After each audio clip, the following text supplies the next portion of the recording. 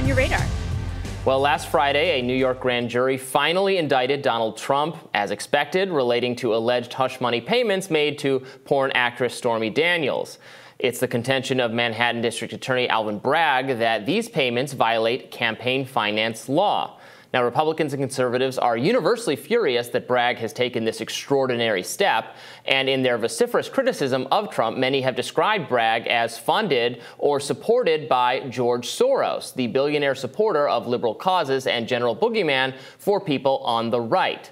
Now, Florida Governor Ron DeSantis, a potential rival of Trump's for the Republican nomination in 2024, assailed Bragg as a Soros-funded prosecutor, and that's just one example. Now, this kind of mudslinging is extremely common in politics, and both sides do it. Republicans accuse progressives of being Soros-backed, and Democrats accuse Republicans of being backed by a whole host of malicious forces: the NRA, the Koch brothers, Peter Thiel, AIPAC, and on and on and on. There's nothing new here. That's just the way politics goes. And yet, the mainstream media is running partial cover for Bragg and defending against the accusation that he is backed by Soros. Enter Glenn Kessler, the Washington Post fact checker. Now, I've liked some of Kessler's work in the past, but this was one fact check I couldn't quite get past.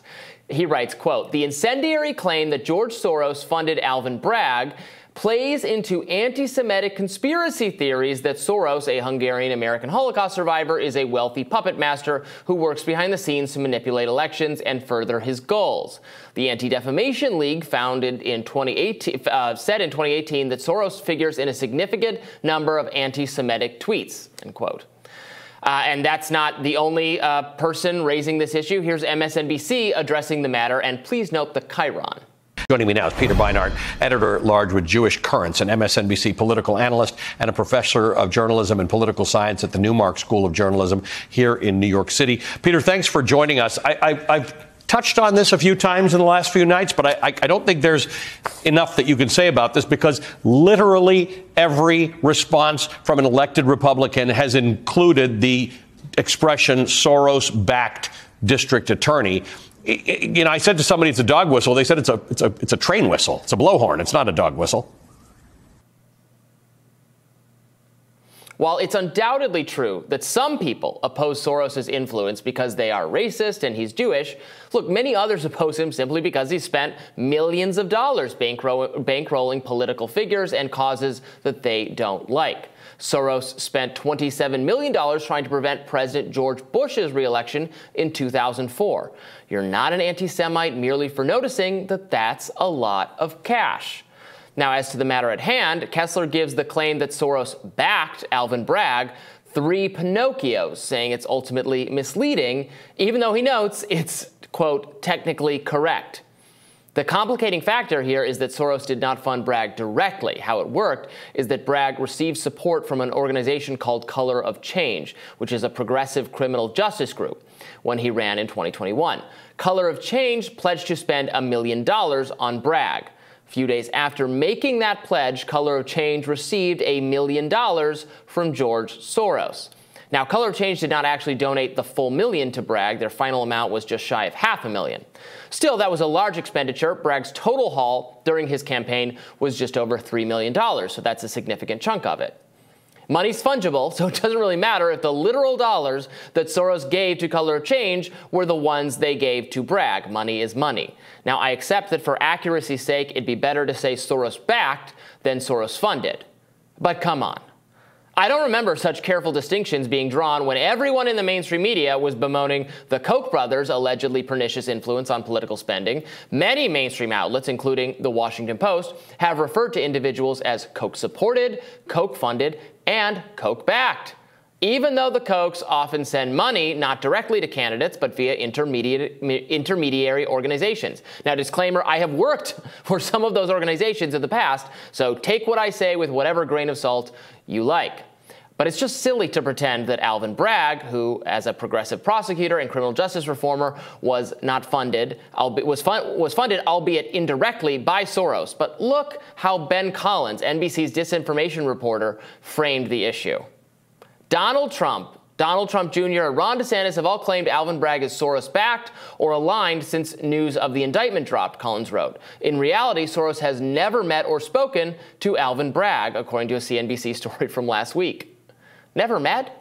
Well, I've never met or spoken with Charles Koch, but that has never stopped anyone in the mainstream media from referring to me and my magazine Reason as Koch-backed. So I really hope this new rule is applied evenly from now on.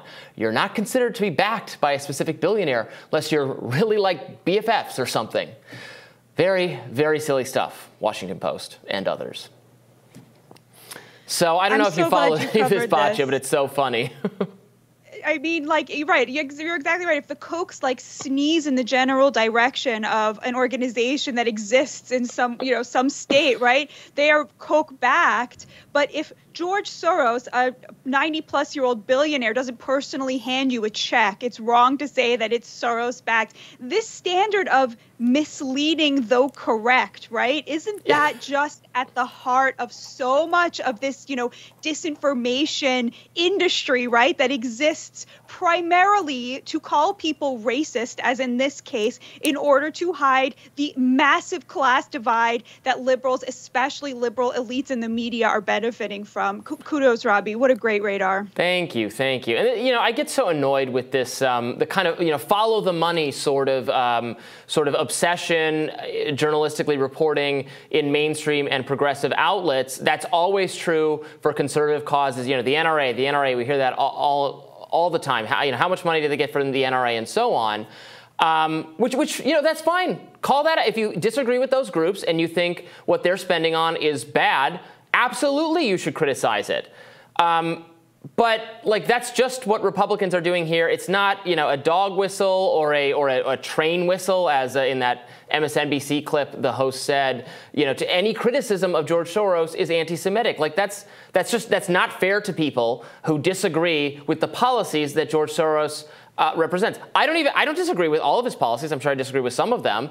But you're allowed to criticize money, the influence of money in politics, and the views that these very wealthy people have without, you're a racist if you say that. That's not fair to the democratic process. We get to dissent. We get to disagree. If people are saying racist things about him, sure, that's bad. Shouldn't do that. I'm sure there are some of those people out there. That is not the criticism here. The criticism here is that he supports a kind of agenda, Soros does, for criminal justice, for prosecutors that they don't like, and they don't like the priorities. They don't like that this figure, Alvin Bragg, is obsessed with bringing Trump to justice for the alleged campaign finance violation. At the same time, again, in the conservative worldview, that prosecutors like him, some of which, again, have taken funding, maybe indirectly from George Soros, are not prioritizing the kind of crime issues that so many Americans are fearful of right now. The violence in our streets, the robberies, the carjackings, the assaults by repeat offenders, by people who were just left out, the mentally ill people in the streets who aren't being taken care of or put anywhere. That is something that not just a lot of Republicans, in fact, a lot of independents and are former Democrats like yourself, I know, are very worried about is going to be a winning issue for the GOP because Democrats don't appear to be taking it seriously enough. Indeed, my own radar is about exactly that. And I just totally agree with you. No individual person's bad behavior should be protected by their ethnicity. And when you have people in the mainstream media who are part of the elites demanding that we not criticize someone based on their ethnicity, there's more often than not a class divide that's being hidden from us and protected. Indeed. All right. Well, I'm looking forward to your radar as well, Batya. And there'll be more rising right after this.